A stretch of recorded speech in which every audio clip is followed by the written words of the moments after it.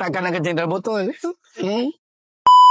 Sebelum ni saya ride pergi Penang ambil masa dalam 5 jam. Tetapi sekarang ni saya ride pergi Penang dekat 10 jam. Sebab apa? Sebab kuat kencing. Asyik berhenti je nak kencing. Jadi masalah kencing ni memang mengganggu ride saya selama ni. Mujurlah saya ada Beta Life Advance. Ni Beta Life Advance. Dalam dia ada saw palmetto dan 7 lagi bahan yang memang terbaik untuk prostat.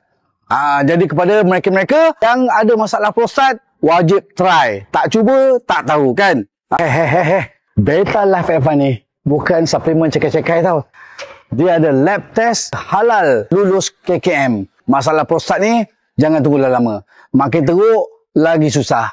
Jadi, kena try awal-awal sebelum jadi lebih teruk.